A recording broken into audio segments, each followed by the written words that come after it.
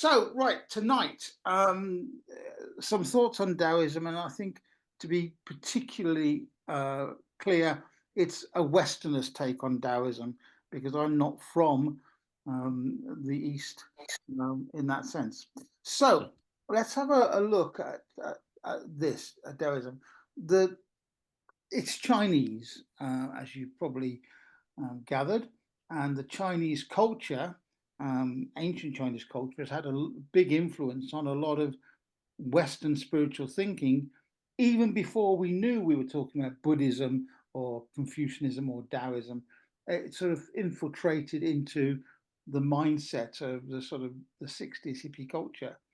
Um, Tao, and it's got a T and sometimes a D, but it is pronounced Tao, is translated as the path, the way, the technique, sometimes the doctrine, but that's, you know, I don't like the word doctrine, but it's about the path or the way. And the Chinese character for Taoism is there on the right. And without going into too much detail of and getting hopefully getting it wrong, if you look at the top of this character, you see the two lines coming in from the top, and then you've got the horizontal line, and then you've got a diagonal line with a sort of funny looking E shape underneath in a box. Well, I'm reliably informed that that's the yin and the yang entering the body. And so there's an idea of yin and yang and balance coming into the human body. And the funny L with a dot on it is really the word for way. So it is the way of balance, if you like. It's the way to achieve balance between mind and body and spirit, and also between materialism and spirituality. So that's how I'm going to interpret it, and we'll go from there. Uh, as I said, is it Taoism or Taoism? Well, both ways are correct. In some writings, it will be written Taoism. In other writings, it will be presented as Taoism with a T. People get hung up on the argument of what this is, whether it should be a Taoist or Taoist. I actually think the argument itself is a distraction. You'll see why later on. As long as we know what we're talking about, then we can actually start to understand it. Um, Next, we start with the problem straight away. Um, One of the teachings of a guy called Lao Tzu, who I'll talk in more detail about later, said was that the Tao that can be spoken is not the eternal Tao. So basically, we're kind of screwed anyway, because the moment we try to talk about it, we're not talking about it. We're talking an abstraction of it. Now, years and years ago, when I came across this, it kind of made me think deeply. And for those of you who know me, well, most of you all know me, but I got a sort of personal idea that stemmed from that, which is the idea that, you know, we speak a language. The language is a set of symbols, and the symbols actually have more deeper relevance than the words. The words restrict the symbols, but actually the symbols are just a level below the real thing. So it's a symbol for the thing. So the thing itself is largely unknowable until we give it a reference point, and that reference point immediately limits. So my understanding of the Tao that can be spoken, not the eternal Tao, we're talking in metaphors about something that has to be personally understood and connected with, which is why Taoism, is a monastic tradition at its core, and the monks spend ages contemplating on the meaning of Tao and the relevance of Tao, but realizing that the more they meditate on it, the further they're getting away from what it is. I know this sounds complicated, but hang in there. I'll make it obvious in a minute. Um, so Lao Tzu or Lao Tzu, depending upon what versions you read, we take the Romanized version or the original uh, Chinese version. He is the author, well, credited with compiling this thing called the Tao Te Ching, which is a sacred text. It's a spiritual text. It's a very old text. And although that we know it goes back to the 4th century BC, the teachings it encompasses were much older. And Lao Tzu says, given the the his name is given to the writer or the author of the Tao Te Ching, but um, it's more likely that this was a collection of sources all brought underneath this one author. And Lao Tzu is really an honorific title of meaning old or venerable. I'm neither, well, I'm old but not venerable, but it's kind of like, so this idea of sage like wisdom being passed down. One of my favorite games I used to play in my more adversarial uh, times in my life was when I would get the various door knockers, the evangelical people knocking at the door, waving copies of their edited Bible underneath my nose and telling me that this ancient text has actually got all the truth in it. Um, I would invite them in and say, no, I'll show you the most ancient spiritual text. It is, in fact, the Tao Te Ching, because the collection of writings predate the biblical writings. And of course, that used to start an interesting conversation as to the nature of the edited versions that they are promoting as the truth. Because one of the things that we've already hinted at is the truth that can be spoken is not the truth. All right, and it's a really difficult concept, but I love that concept of playing about in our heads about the limitations we have with language, with the spoken word, because it is very limited. Um, I was talking to somebody who is a spiritualistic friend of mine who calls themselves a medium, and they genuinely believe they are talking to the deceased. Now, I can accept their explanation of that. I have a different explanation of what's going on, but that's my explanation, not their truth, and I'm happy to live with that.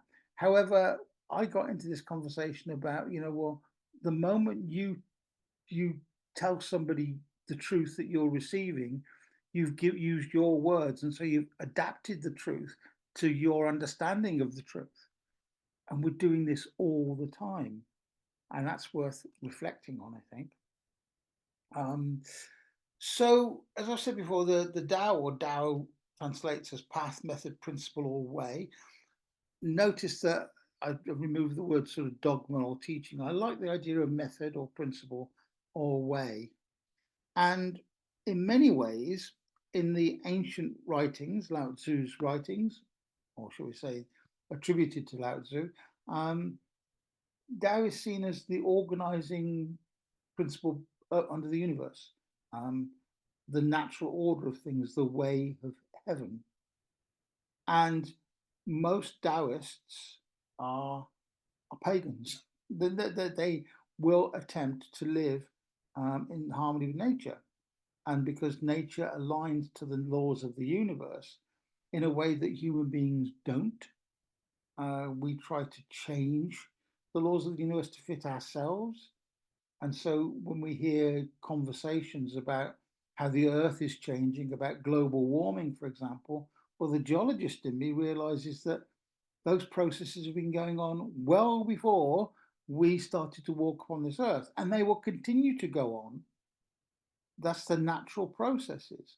Us trying to hold on to a static period of time is a bit nonsense, really.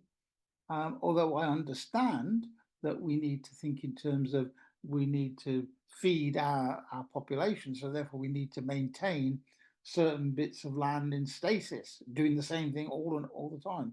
But that's not the way of things. And for me, we can look at the Tao this way, this cosmic ebb and flow and change, as being as huge a time scale as that of the history of the Earth. We can see that change when we stand on a cliff and watch the sea eroding the cliffs, or we can see that change in ourselves, that change which is about recognizing that we are not the same person we were yesterday. We are at a moment in time, and we have this crazy notion, I think it's a crazy notion, that we are consistent and persistent, and I don't think we are. Because yesterday I knew a little bit less than I know today. because I've experienced the world a little bit more today. And tomorrow, I'm looking forward to knowing even more and having my sacred cows being challenged by my learning, which is the way I think, the natural way that we grow and learn and develop. And we understand ourselves in relation to understanding the world. There's a couple of concepts within Taoism that you may or may not have come across. Um, and I'm translating into a Western idea now, but the idea of Wu Wei. And Wu Wei translates as non action or natural action. Um, I think the Cornish might translate it as directly or matter do it, um, because there is something in the fact that we can't hold back the tide, no matter how much we want to or would like to. And so sometimes it's better to be in flow with the changing tides and our changing selves rather than to fight that change. So on a human level, I'm getting a bit older now, I'm drawing my pension now, and and I've started to ache in places I didn't know I had, and I'm aching in places that that 20 years ago I wouldn't have ached in, and I have to realize and recognize that that's the way of things.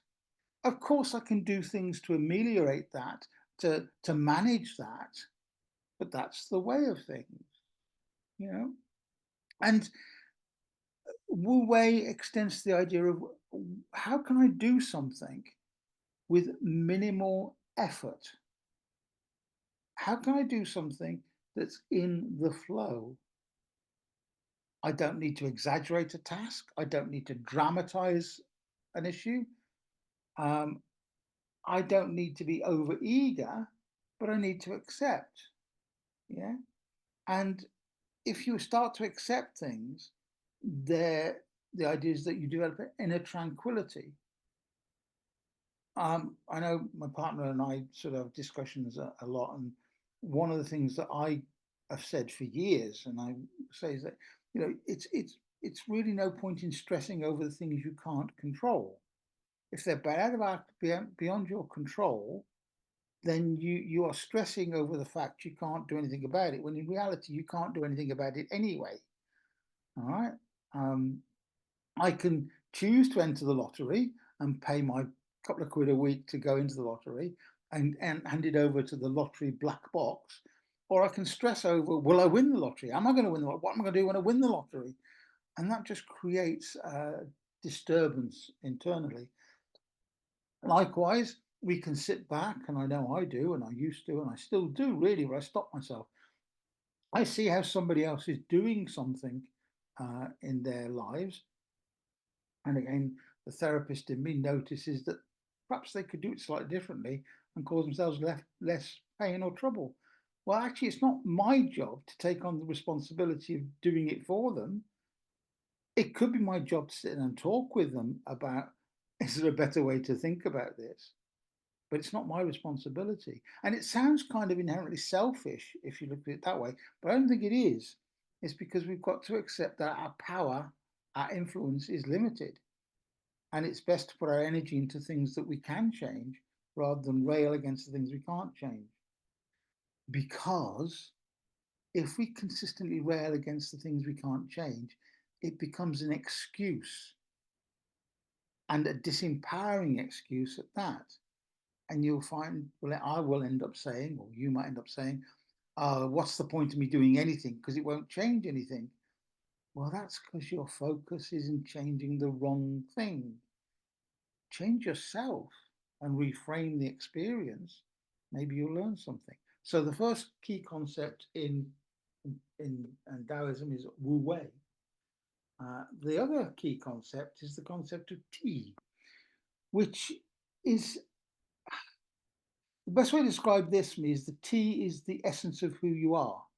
It's your inner power, your integrity, and it's the way in which the Tao, the way, life, the universe, and everything flows through you, and you allow it to flow through you. And so it's understanding your own nature.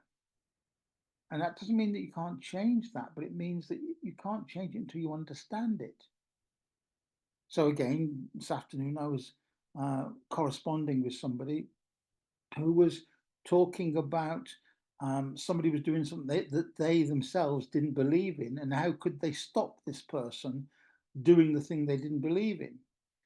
Now, my initial question to them was, well, is this stuff harming others? Well, probably not. No. Is this stuff harming you? No. But is it harming you because you are unsettled by the thing that you can't change? And what gives you the right to change other people's perceptions of the universe? If we can talk and dialogue and share, that's one thing. But if we want to enforce, we're going against nature.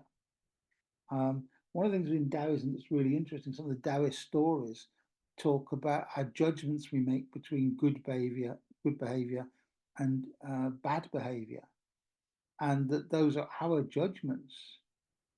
When we see behavior in the context of a bigger picture of what's going on, maybe what we consider to be something good is far from good, and something that is bad is far from bad. What's the motivation behind these behaviors?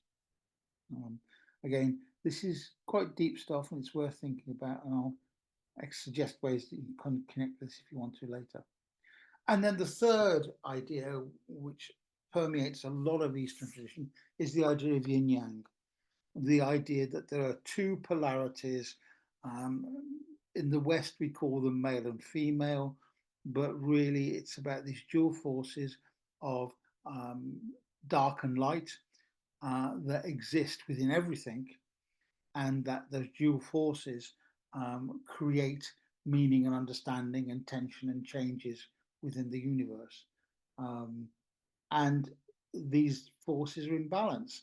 Now, the pagan in me is totally aware of all of the stories that pagans will tell about balances of autumn and winter and summer and spring. All those balances exist in nature, which is reflected and told through myths and stories.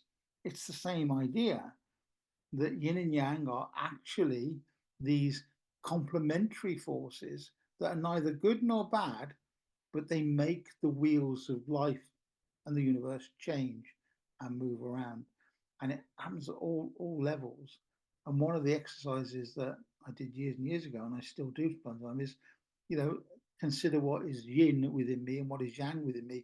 What is yang, which is, shall we say, the assertive, the light, the forceful part of me, and what is the yin, the more yielding, darker side of myself, and bring those into balance. Because if we start beating ourselves up, we don't change anything. We just start to create objections to parts of ourselves. But growing with this understanding of inner yin yang and external yin yang is very powerful. Most psychotherapy is about this, but it doesn't talk about this. It doesn't mention Wu Wei and Yin Yang, but most psychotherapy actually talks about the individual becoming individualized and understanding their shadow and their light. That's the Carl Jung thing. Okay. And so these ideas can be translated into modern terms very easily. And they have existed for several thousand years as driving forces.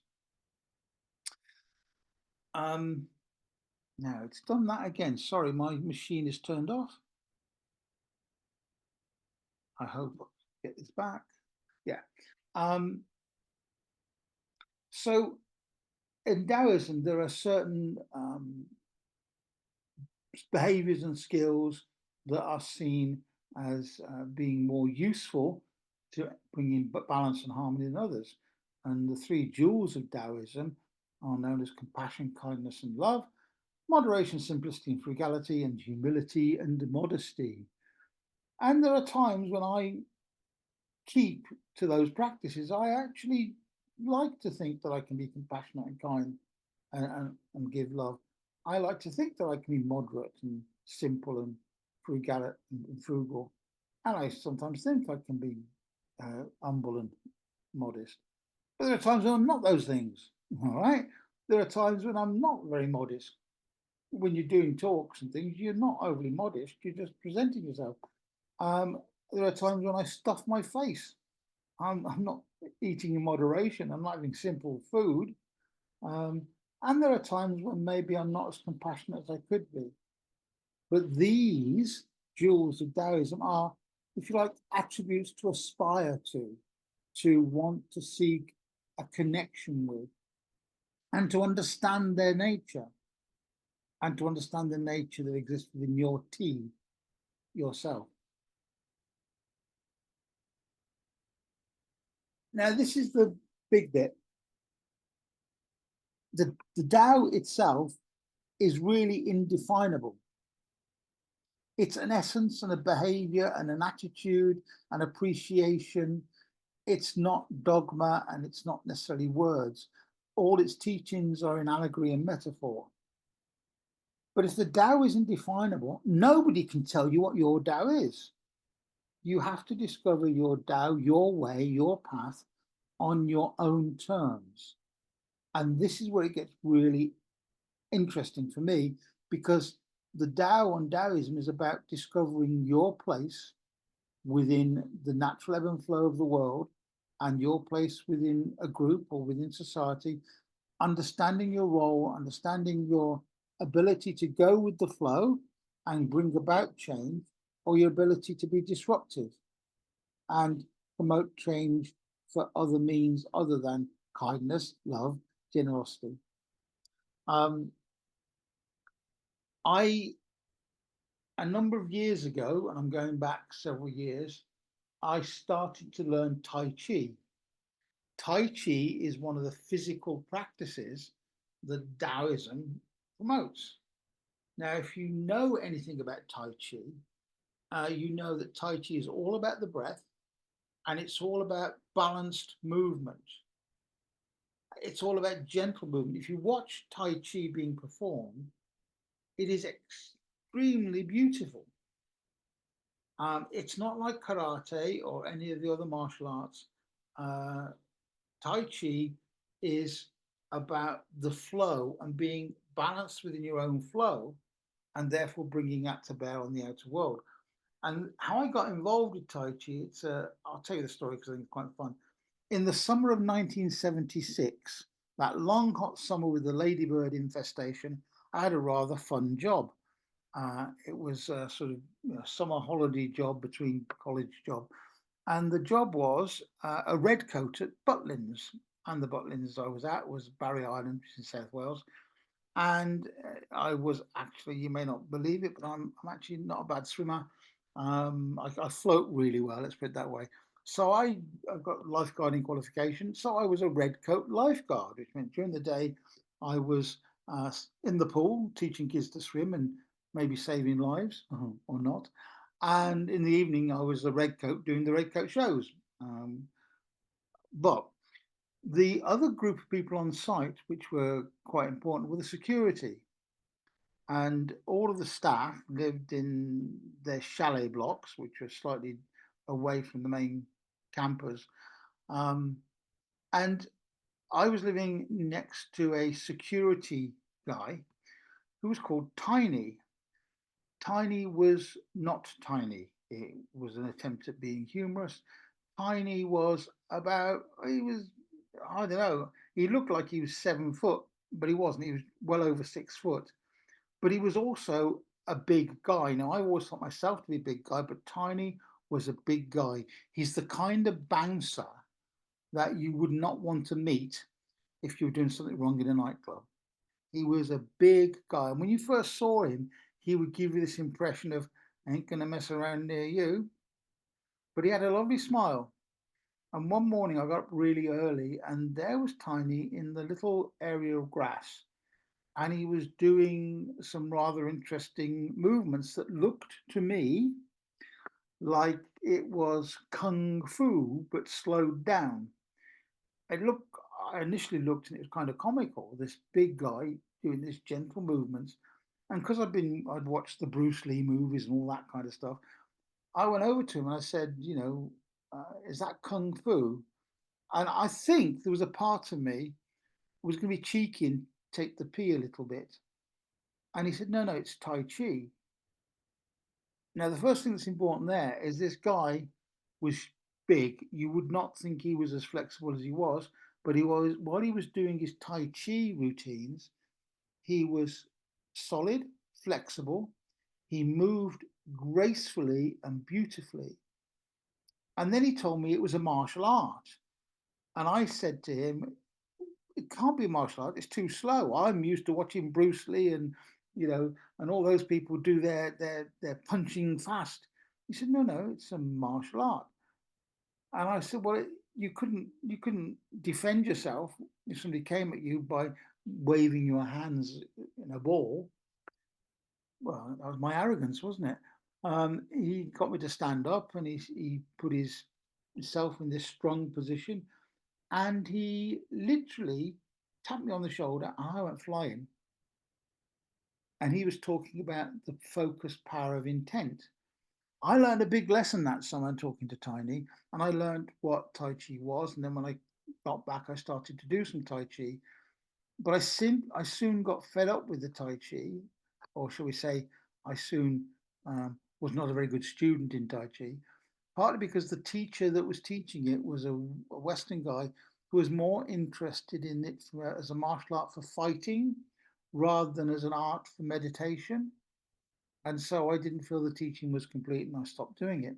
However, coming back to it now, some of those Tai Chi movements I learned back then are really powerful when you start to use them for focusing your breath and focusing your body control.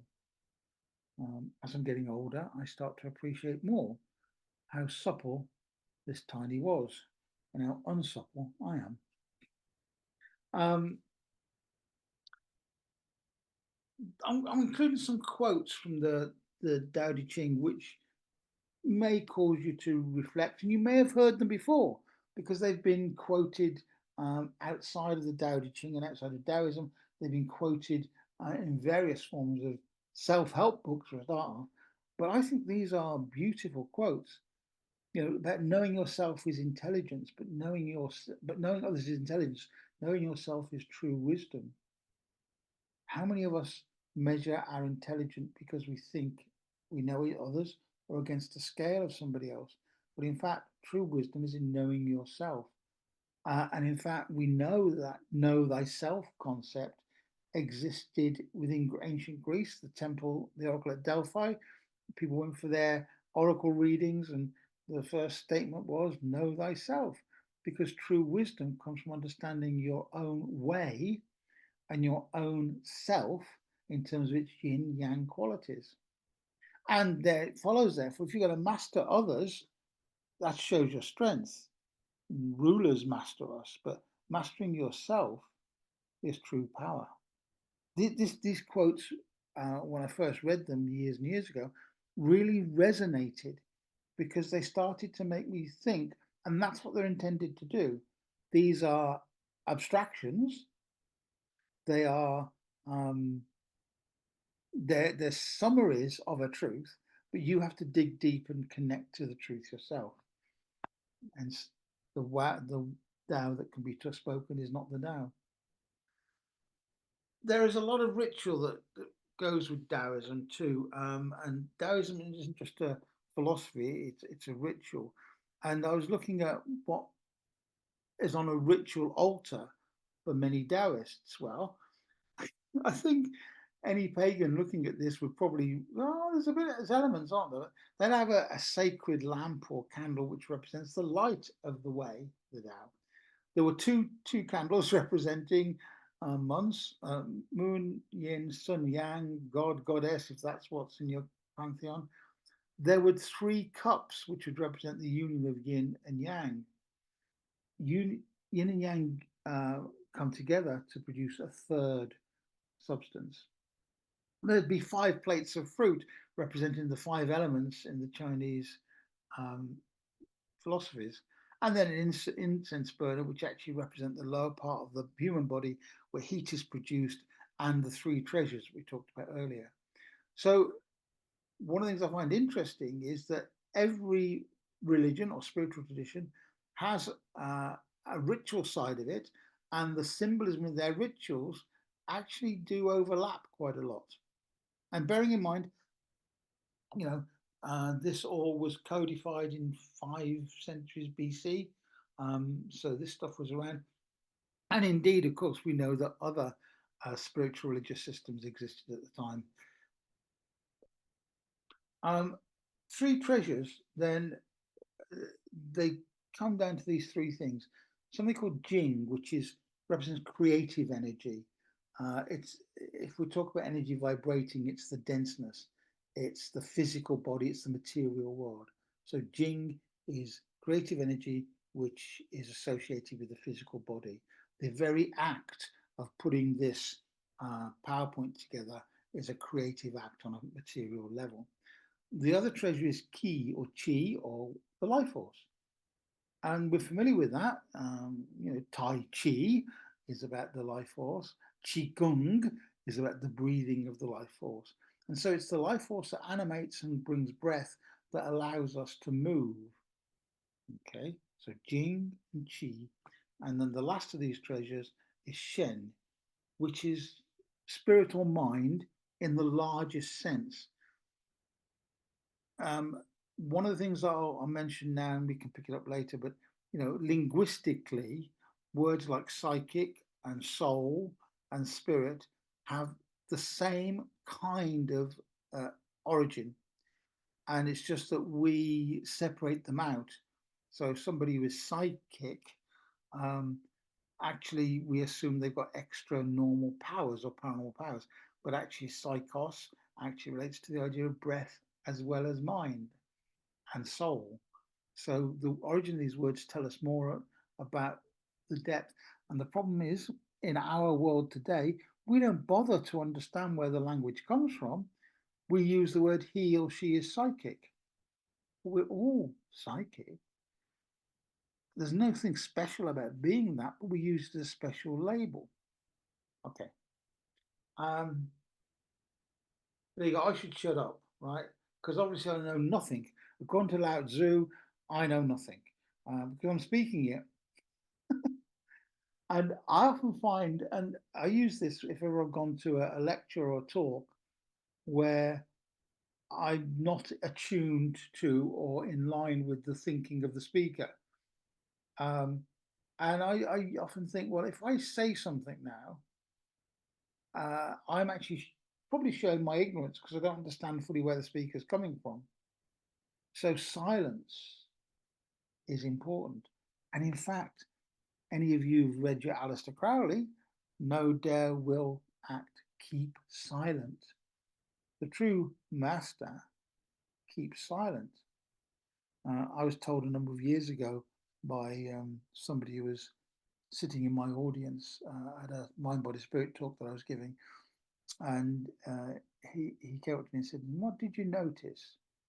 I said, "Well, I noticed there were people asking questions. I noticed that some people were smiling at what I said, and some people were nodding, and some people were obviously disagreeing." Mm-hmm.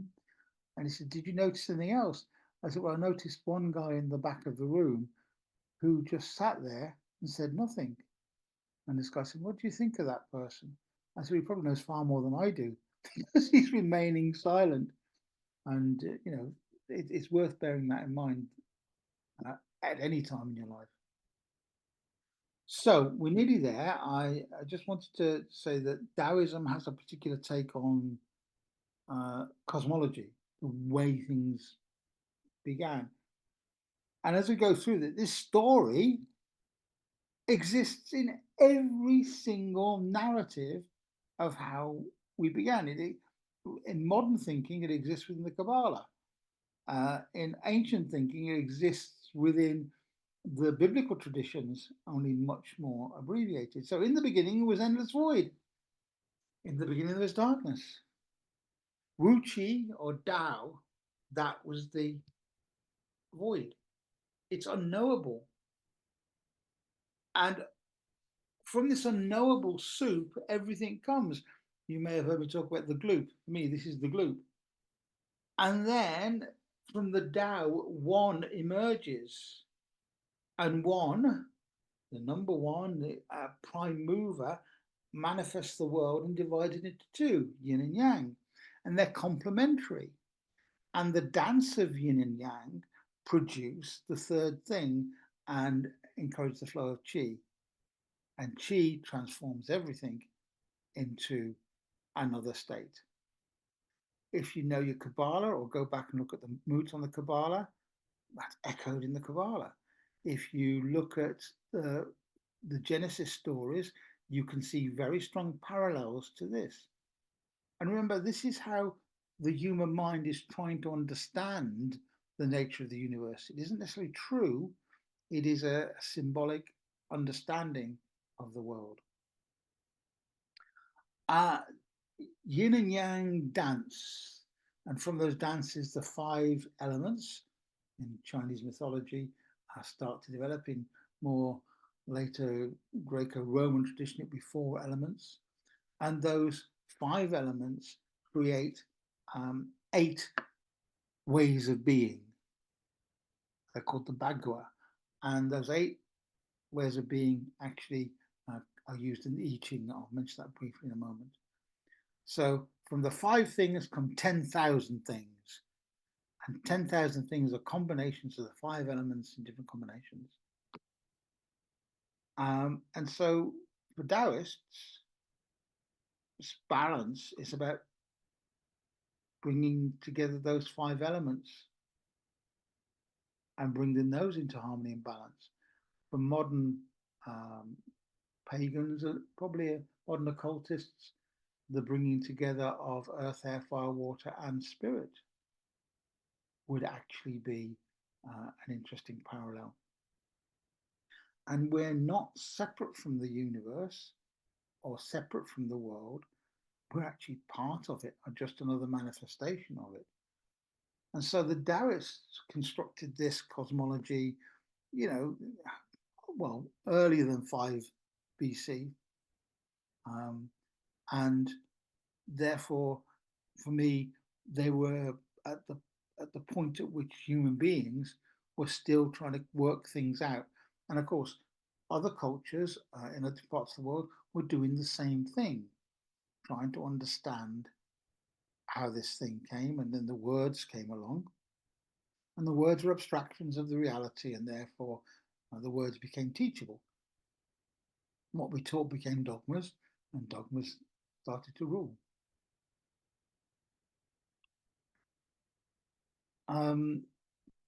One of the things that came to me from when I was reading the Lao Tzu, reading the Tao Te Ching and the writings of Lao Tzu, was that there were so many truths within it, or juxtapositions of ideas, that by reading it and meditating on it, you certainly got some very powerful thoughts. And this one is quite an important one.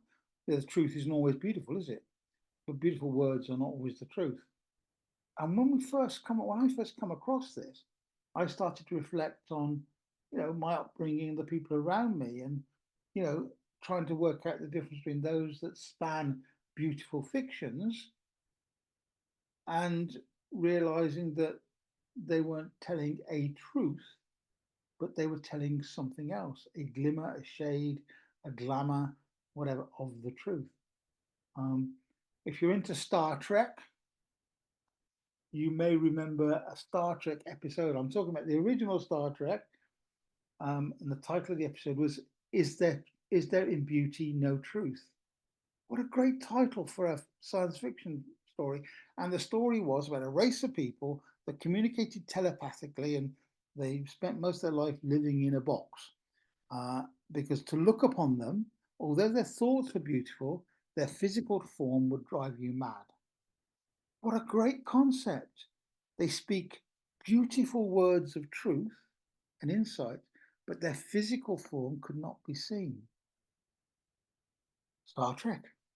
Yeah, maybe it should be a moot on Star Trek and its meaning. I want to briefly talk about the Bakwa, which are these 8 trigrams. Trigrams are really symbols of 3 lines. and you'll see why I want to talk about this in a moment.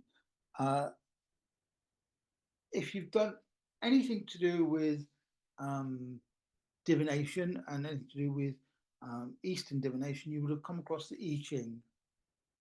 And I actually think the I Ching, I'm rediscovering it now, I'm being honest. I think it's a really powerful tool. So the I Ching consists of 64 characters that have got 6 lines, hexagrams, and they're either straight lines or broken lines. The straight lines are yang and the broken lines are yin. But all of these 64 images, 64 diagrams, are derived from these 8 original hexagrams. And you don't have to know this, I'm just showing you because you might want to come back to it later. But there's 3 firm lines, right, which stands for heaven, and 3 broken lines, which stand for earth. There's 2 broken lines and 1 straight line for thunder, 2 straight lines and 1 broken line for wind. And you can see the combinations there. And these are the 8 fundamental energies, forces that drive creation in the universe and drive the flow. So the 64 hexagrams are combinations of 2 of these trigrams. So 3 straight lines above 3 broken lines, that's 1 hexagram. And what's so beautiful about this system, without dwelling on it too much, is that the change from 1 solid line to 1 broken line is about change. It's about energetic change or about metaphorical change, which is why the I Ching has the subtitle, The Book of Changes. Because when you study the I Ching, that you start to realize that all these forces are in interplay. So the symbol for heaven, power, strength, creativity, it's often associated with the father or eldest son. Think again of Chinese social structure, and animals with a dragon and all that kind of stuff. The earth is receptivity, nurturing. I could be reading from a book on paganism here. In fact, I am reading on a book on paganism because that's what it is, associated with the mother, being the ox. Okay, you don't need to remember this. I'm just running through it for completeness. Zen is thunder, movement, excitement, arousing force. You don't actually need me to tell you this. If I say the word thunder, what do you get from it? You would get some of this. Okay, the eldest son, who is dynamic and vital, and the tiger, which is excitement and arousing. Wind, it can be gentle, penetrating force of the wind, representing flexibility, adaptability, and growth. Well, this is the wind rather than a gale, by the way, or a hurricane, because the wind, it does penetrate. The family association, the eldest daughter, communication, and the rooster, vigilance, communication. So these symbolic references are really important. And once you understand them, you understand the interplay of these 8 principles through life. Okay, so fire, brightness, clarity, illumination. You don't need to think too much about it because the power of symbolism is it's already within us. We just have to connect and let it go because we understand symbolism and metaphor often from a very early age, and our stories are based upon these things. Fire is obviously the phoenix, and then can is water, fluid, flowing, symbolizing danger, unconscious, potential for renewal, and the pig is associated with water. Again, if you're into your Celtic mythology, you might like to start to think about that in terms of this. And mountain, solidity, youngest son, and the dog because of loyalty, vigilance, and steadfast. So are our mountains loyal, vigilant, and steadfast? Actually, I think to people building their homes in the mountains or in the shadow of mountains, they would be. Yeah? And then lake, joy, pleasure, the reflective surface of the lake. There's poetry in this. And that's the thing that I learned on my journey. I am learning my journey. Our language isn't just to define things and label things and codify things.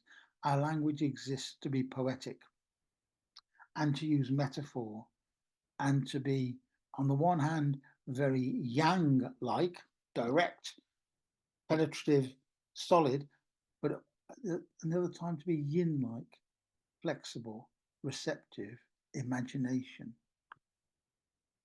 And these 8 trigrams, yeah, and again, if you want to look at this later, please do. Um, these 8 trigrams are linked to the 64 hexagrams. Um, okay, numbered there. And you can see, just by squinting, you can see how the lines of yin and yang are changing between each of those trigrams. Now, I haven't got time to go into all of this. In fact, the I Ching is not necessarily part of Taoism, but there's a strong link. But what is important is you can see that the changing patterns of force within these lines. And so when you do an I Ching reading, you're looking for these changes of lines of force. So if you've not experimented with the I Ching, well, have a look. You know, you can get yourself 3 coins um, and denote heads as being a straight solid line and tails as being a broken line, or the other way around. Toss them, and you'll get 3 coins, heads, tails, tails. That gives you one of the trigrams, and then throw it again. That gives you the trigram, and put them together, you'll get one of these hexagrams. And then meditate and reflect on the meaning. I'm going a bit quickly now because I've got to. Oops, sorry. Um, and so, if we're going to look at this, carefully, the I Ching is a binary system, yeah, and I won't dwell on it because it's a bit off topic. But you know me, I get drawn into things that I find fascinating, and I'd really like you to think about this if you've not already done so. Uh, so it's linked to Taoism, but of a slightly different thought. But that's not the best way to think about it. The I Ching is much older than Tao Te Ching. So it's better to say that the I Ching informed the writing of the Tao Te Ching.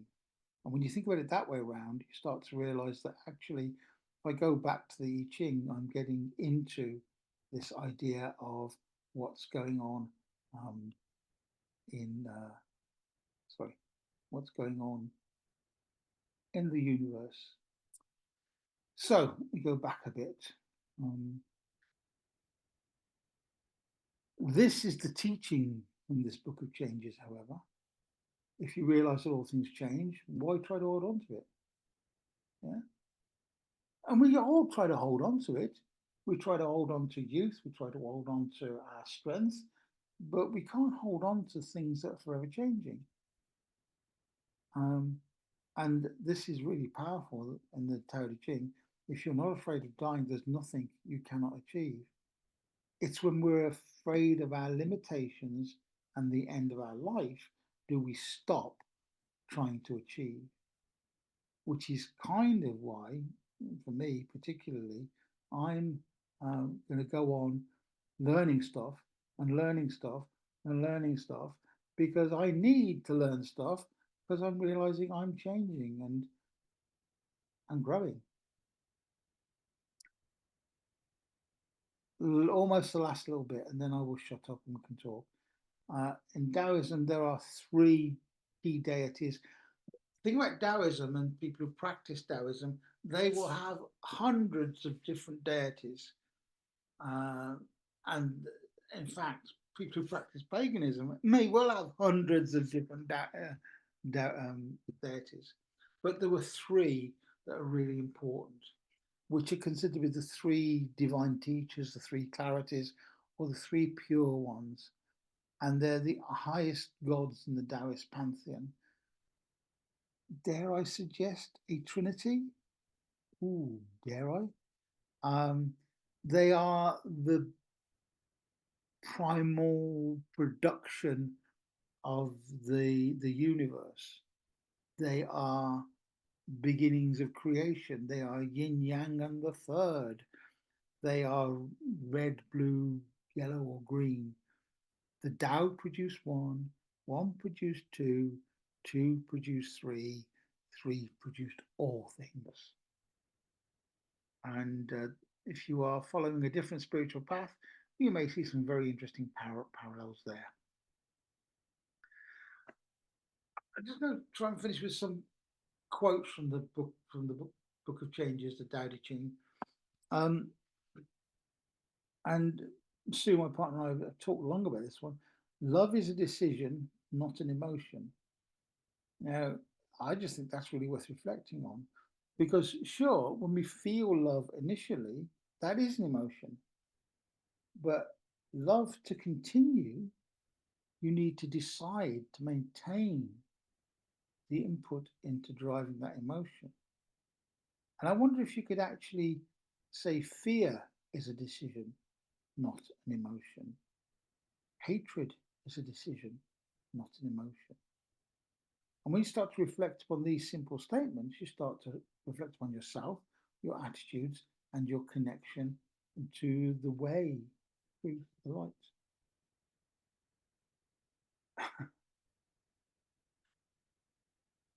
Again, I picked the ones out that from the Tao Te Ching I particularly liked. Not knowing is true knowledge. I know nothing.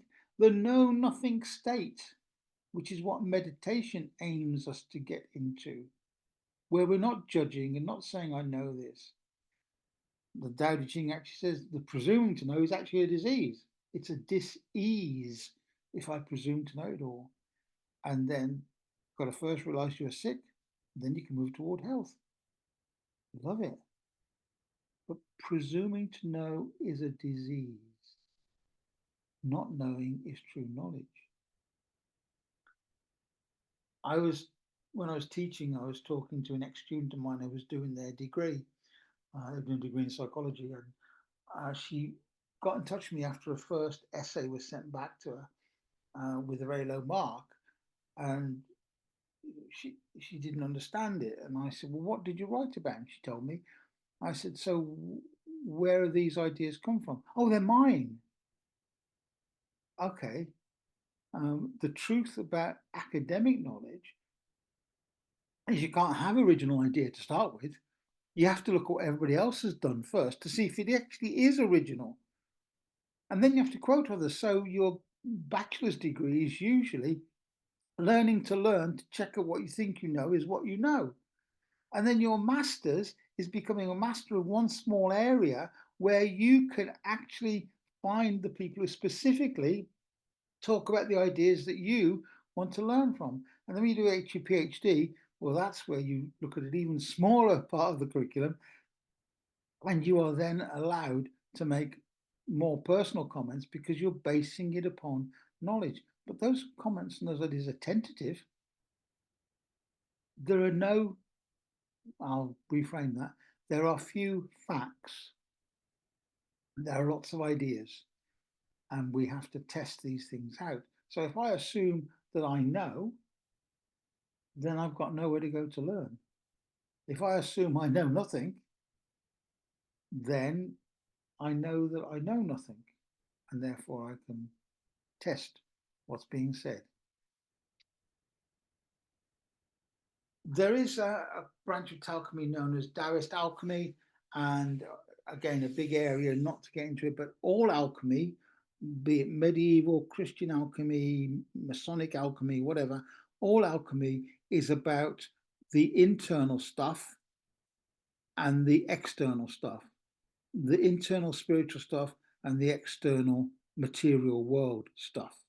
And it's about understanding that balance in order to reach the philosopher's stone or turning lead into gold. In a spiritual sense, alchemy is about turning the lead of your materialism or my materialism into the spiritual gold and close to the truth. And in Taoist alchemy, it's exactly the same. The external alchemy is your diet and minerals and drugs to promote health, and all your concoctions that you may mix, physical health. And then internal alchemy is about breath work and Tai Chi and meditation, and they transform the mental mentally and physically, to bring them in harmony to the Tao, which is the goal. So, what I find fascinating here is these ideas spread out further than the East and further than 5 centuries BC. They inform so much of modern occult thinking, because occultism isn't about power, although a lot of people think it is. Occultism is discovering the mysteries and the connections to the universe. Um, and I think we have to strip away years of religious dogma to get to those kind of truths. And just to allow, the Taoists were doing this a long time ago. Now, if you really want to get in to Taoism in the simplest way, pick up a book called The Tao of Pooh by a guy called Benjamin Hoff. The Tao of Pooh explains Taoism through the stories of Winnie the Pooh. Yeah. And they're often a series of dialogues that Winnie the Pooh has in the books, and then he makes a comment. So this one is self-evident. Rabbit's clever, said Pooh thoughtfully. Yes, said Piglet, Rabbit's clever. And he has a brain. Yes, said Piglet, Rabbit has a brain. And there was a long silence. I suppose, said Pooh, that's why he never understands anything. That's talking about the idea of words not being the Tao, but it tells it in such a beautiful way and makes you laugh. Benjamin Hoff, The Tao of Pooh. Have a look. And these are not meant to be truths. Not reading these as truths, but as lessons to meditate on. While the clear mind listens to birds singing, the stuff full of knowledge and cleverness mind wonders what kind of bird is singing. That is from the Tao Te Ching, but was recorded in the Tao of Pooh. But listen to that a moment, read that. We can be so clever that we can label, categorize, and group things that we miss the beauty of the thing we're trying to label. You can sit and look at a sunset, and if you're trying to frame the sunset with, well, that's ionized particles of the sun making the sun appear to radiate different colors and you're missing the point of the sunset. Okay, it's nice to understand sometimes, but it's even nicer to appreciate.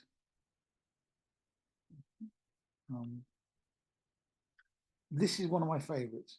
When you wake up in the morning, Pooh, said Piglet, what's the first thing you say to yourself? What's for breakfast, says Pooh. What do you say? What do you say, Piglet? I say, I wonder what's going to happen exciting today, said Piglet. Pooh nodded thoughtfully. It's the same thing, he said. The uncarved block, which is a concept in Taoism, is the reacting self being innocent and in the moment. And Pooh is an example of the uncarved block. He accepts the life as it comes along, doesn't prejudge it, and lives that moment. But I think a lot of us are more like Piglet, that we are looking forward for something to happen and we miss the very thing that is important underneath our noses. Okay. And last point, there is this guy Benjamin Hoff wrote 2 books. He wrote The Tao of Pooh, The Way of Pooh, and The Tea of Piglet. Both I can't recommend highly enough because they're fun reads, they are engaging, thought-provoking, and they explain Taoism in a way that is probably much easier than I've tried to explain it. But there's an end sequence in the book where, as I think about it now, I'm moved by the sequence. And the end sequence in the book is the bit from the Winnie the Pooh books where Christopher, Robin, and Pooh are sitting at the edge of Under an Acre Wood, and they're looking back over their adventures, and they're talking about Christopher Robin growing up, and that Christopher Robin will lose that connection with the innocence of childhood. And Pooh simply says, well, I'll always be here. And we forget the Pooh within. It's moving me now just to think about that. How often do I forget, or have I forgotten, the innocence of the things that I connected with? And so, if I'm going to leave you with one thought with this whole journey, is I've probably made Taoism far more complicated than it needs to be. I've tried to give an insight into its evolution, its history, but that's not important. What is important is each moment we live and how we connect to that moment and how we realize when we're in the flow of the moment or when we're out of the flow of the moment. Pooh looks forward to his breakfast when he wakes up, because when he wakes up, he's hungry and the breakfast is there. Piglet looks for something exciting that may or may not happen during the day and may never enjoy his breakfast. And this last slide, it's again based on something that was in the Tao of Pooh. We're all living in a forest, and some of us are living the way with the way of the forest. Others are tearing down the trees and making clearings, and we call it progress. And the river in the early part of the wood is splashing and dashing around like the rain outside you can hear now. But as we get older, the river, even the changes in the landscape are more slow. It's as if we need to turn around and just say to ourselves, whatever we're doing, there's no hurry, because we're going to get there someday.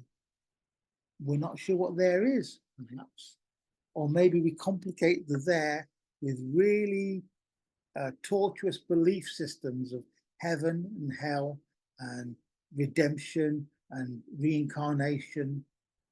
If that is the way of the Tao, of the world, we'll get there anyway. If we hold our lives up, worrying about it too much, then we're not living our lives. So, if nothing else from this short presentation, I'm hoping you inspired to have a look at some Taoism. You can obtain the Tao Te Ching, the collected teachings of Lao Tzu, and some of it is impenetrable. For me, it still is, but go back and look at it and see what inspires you. If you want a straightforward introduction, read The Tao of Pooh and The Tea of Piglet by Benjamin Hoff. Fantastic books. And if you want something else that's kind of along the same mind thinking, have a look at a book called Illusions by Richard Bach. Well, before that, read Jonathan Livingston Seagull by Richard Bach, and then Illusions by Richard Bach. And they're all coming from a similar space of the way and enjoying the moment. And that, I believe, is it.